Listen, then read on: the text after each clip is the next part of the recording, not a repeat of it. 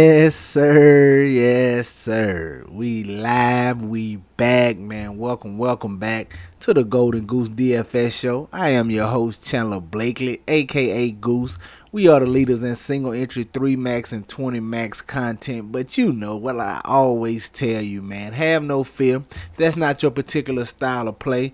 Doesn't matter what style player you are. Cash game, head to head, 150 maximum. Does not matter, man. If you're playing NBA DFS at all, this is one of the best spots you can be in. So trust me on this one, man. You will not be sorry. You want to hit that subscribe button. You want to turn your notification bell on so you know when the videos and content drop, alright? Also, do me one small favor, man. We got to get it back up, man. The last two videos, we ticked back down to under 100, only by a few likes, but that means some people fell asleep at the wheel. Let's go on and hit that like button for your boy, man. It get some good karma, some good energy headed your direction this morning, evening, afternoon, whenever you're finding this video. Hope it finds you in the best of spirits, and hitting that like button to make you feel better. It's scientifically proven that hitting the like button, you are like 30% more likely to cash. That's all I'm saying. Scientifically proven. Do your research. Google it. Alright. But anyway, man, thank y'all for being here. This is my starting five for DraftKings and FanDuel. I bring you 5 plays that's more than likely going to be in my player pool. I always say more than likely because, you know, it's the NBA, man. You get injury news throughout the day, before lock, after lock. It's constantly changing, and you have to be in the loop to make the necessary adjustments if you want to be a consistent winning player in NBA DFS, all right? Now, we're going to get right to it, but before we do, man, you know we got my lineup reviews, going over my best lineups from yesterday's slate, all right? Let's get into it. Losing night on DK. Should have been a winning night. I got a little bamboozled. We'll talk about it when we see my single entry, but got a little bamboozled here. This is my highest scoring lineup right here, 286. This was the $1.20 max. At the top, I'm in Thompson, man, 48% on. Just got everybody. As you can see, over close to half the field here with them in this particular spot. 15 fantasy points from him. Just did not live up to it. None of that Houston game really lived up to its billing. I think Fred VanVleet's the only one that gave you a serviceable score over there. So just not what it was cracked up to be, not what the people thought it would be. Me Thompson fell in here. Derek White, man, we knew we wanted to get to some of those Celtics guys once Brown and Porzingis was ruled out, man. The Celtics became a hot spot for value, but I knew Derek White would be a little lower on. He always seems to shine in these spots when people out. When one of the big stars out, Derek White always seems to have a good game, man. Shout out to my boy Trey for showing that to us weeks ago. He been saying that for a minute, so definitely wanted to get back to a little Derek White here. 18% on. He gave you 46 fantasy points. Nice performance from him. Corey Kispert, 26% on, man. Gave you 29 fantasy points at 5K, right at 6X. He hitting right down the threshold. As they lose a shocker here to the Grizzlies. I did not see that happening.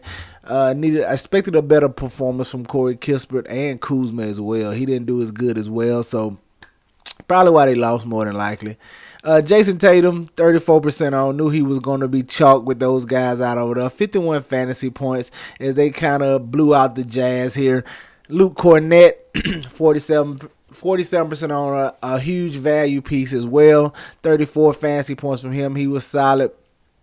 Herter, Barnes here in this combination. This is all optimized. This is late swapping when we got the news about the Kings lineup and Ellis starting and so this is just all late swap. It worked out though. A 3% on Kevin Herter turned out to be a good value piece. 26 fantasy points.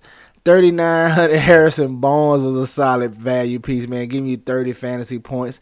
And it should have all culminated with my play to get different. Giannis Antetokounmpo, man. I knew nobody was really going to him yesterday. Everybody was on the Tatums and SGAs once Jalen Williams got ruled out. Felt like Giannis could be under-owned in a great game environment against Sacramento Kings. They just got the doors blew off of them, man. Only 54 fantasy points. When I thought Giannis would be able to bring it home for me last night. I know we were set up in some spots that I had a lot of Giannis. Way over the field on Giannis. and he just did not come through for us. 50 to 54 fantasy points. He didn't kill us here at 11-5, but I was definitely expecting at least 60 out of him in this spot against the Kings, but they get smoked out here. So that hurt this lineup.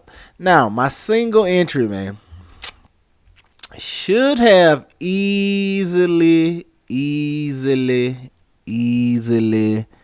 been in the money. Got pump faked about 20 minutes before lock. We got the starting lineup from a couple of news sources I follow on Twitter, and it said Pritchard was starting. So me, knowing my lineup was pretty chalky here, Tatum, Corny, I knew all these guys were going to be pretty chalky in this single entry. I thought that was a great way to get different, because this was Sam Hauser. If I leave Sam Hauser in there, he put up like, 34, 33 fantasy points, something like that. I already did the math. I easily cashed. Should have been a 3x day over here in my single entries. But when I got the news Pritchard was starting, I thought that would be a great leverage spot and nobody would go to him. I was correct. He's 9% on. I moved to Pritchard off of Sam Hauser here to get and to leverage off some of that ownership.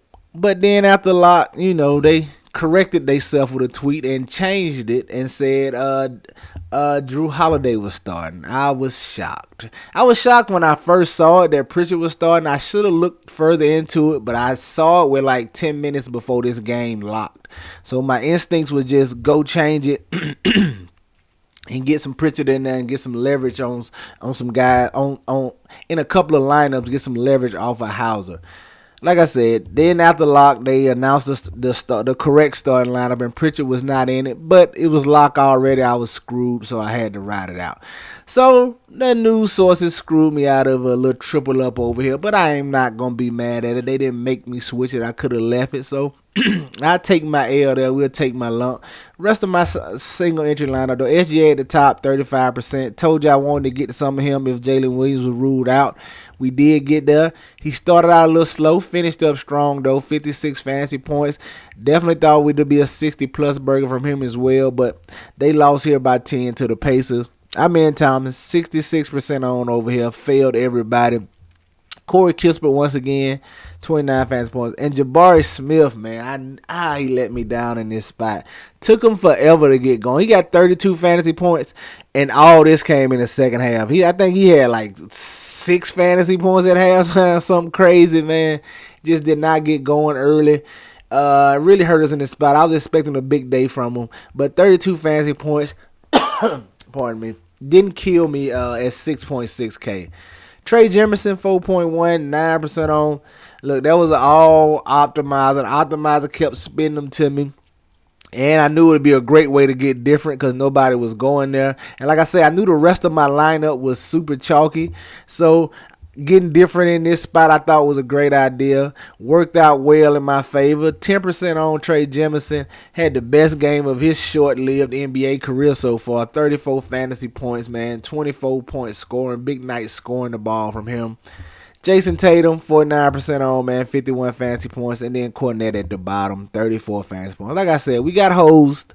If I leave House in here, easily cash. Pretty much triple up. But, what are you going to do? You're going to just got to take that L. On FanDuel, got screwed over by my boy Denny Avdia here. I think we finished 2 points shy of the money. Jordan Goodwin, 12% on, 37 fantasy points. SGA, 39% on, 54 fantasy points. I got to Gordon Hayward. When we got the news that he was starting, there was a late swap here by me. I forgot who I had in there. But went to Gordon Hayward. Thought he could see some big minutes and was cheap enough. 22 fantasy points. It was okay. Jalen Green let down spot here. 56 fantasy points. Only 29 points from him. Corey Kispert once again. Sam Hauser held it down. And Denny Avdia, man, with only 19 points. He had been playing so well. Just give me another shot. Just give me a 3-ball or something and we end the money over here on FanDuel. Well, but Avdia hurt me right here. 19 fantasy points. Had Giannis once again. low ownership, 50 fantasy points, and then Trey Jemison, 34 fantasy points over here at 8% on. So rough one over there yesterday, but due to some technicalities, should have been a profitable day. But hey, we'll bounce back today. Got a nice 7-game slate over here. DraftKings and FanDuel are dropping those 2 late games. At the top, point guard, man, I want to look at Chris Paul. Going against the Dallas Mavericks, they did not move his price. This is a game it's only if you a person or a player who focuses on game totals a lot, it's only 3 games you're really gonna look at here. That's Toronto versus Detroit, Chicago against Indiana, and Dallas and Golden State. It's gonna be the main 3 games everybody's looking at. Those are the highest 3 totals on the slate. Other games have lower totals, so people are not going to really go to them. I'm going to tell you, a great way to get different is identify 1 or 2 spots in them low total games that you like, that has a high chance of upside, and put them in your lineups to get different, because nobody really going to go to those games. All the plays are in these 3 high total games. But nonetheless, let's get to it. That's what you're going to get a lot of these 3 games here in your video. They are the best games. I don't know what to tell you. But Chris Paul, like I said, 6,900. They just did not move his price. Expecting a close game here against the Dallas Mavericks. They're going to need CP3 in this one. He's live for 45, 50 fantasy points. Hasn't had that big game yet, but it's coming. Almost had a triple-double last time out, man. I think he feel like 2 assists and a rebound shot or something like that. But he was knocking on the door of a triple-double, man. Give me CP3 at 6,900. They're not going to move his price. I'm going to continue to play him here.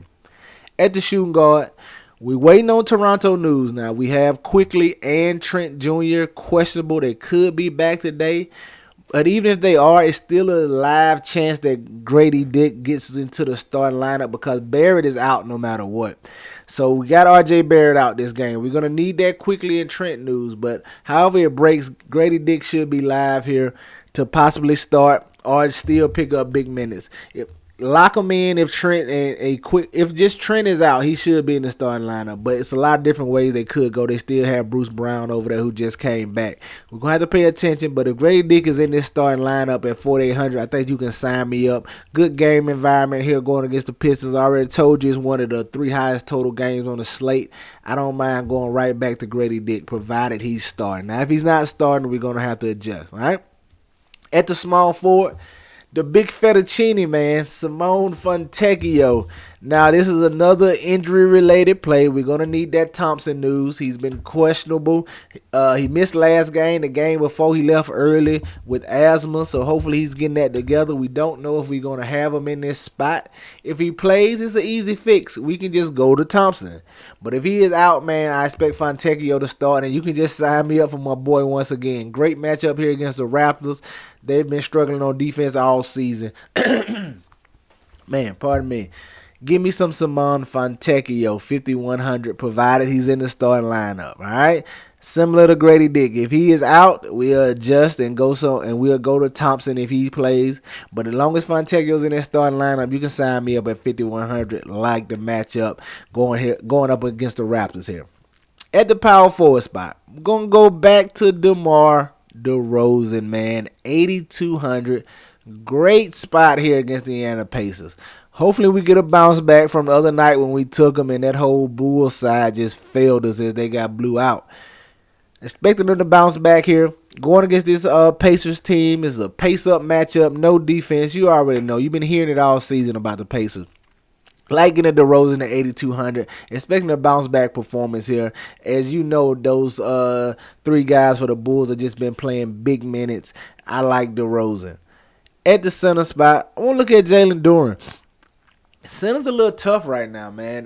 This slate in general is going to be intriguing because you only got 2 real pay-up options, and Luka and Jokic.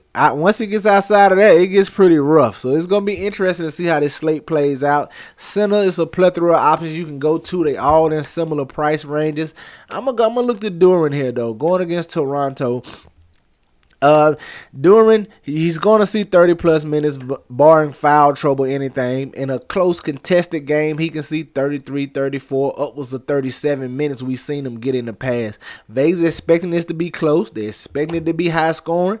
I like Jalen Duren here.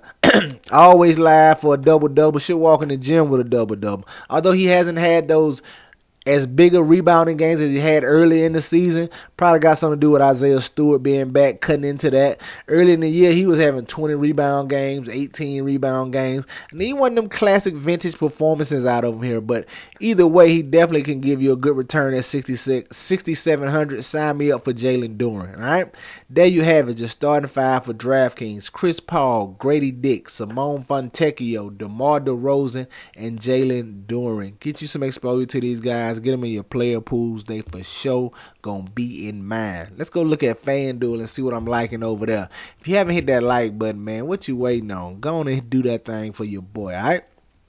At the top, FanDuel, I think we can get right back to Cade Cunningham, 8,600.